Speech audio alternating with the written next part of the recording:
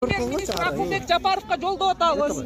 Биз Каракол шаарынын ишкерлери ХКМге каршыбыз, патент боюнча калсын деген кагаз му. Ошо шапканы жаздырып чыктык. Азыр баарыңар бирден келип кол коесуңар. Ошондуктан тартипти сактайлы, ызылдай бербейчи. Печатташтырыш керек. Ооба, башка менен болсун. Кереги жокпу? Каракол шаарындагы базарлар, жок.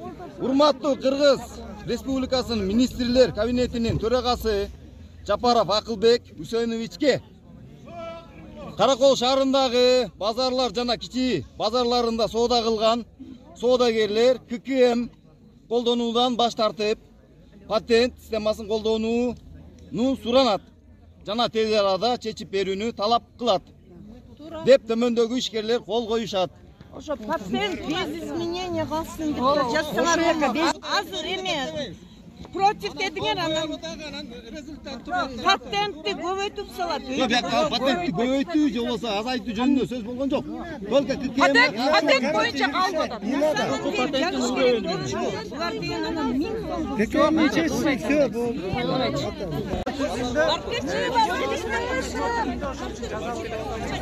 Катуураак сүйлөп коюңузчу.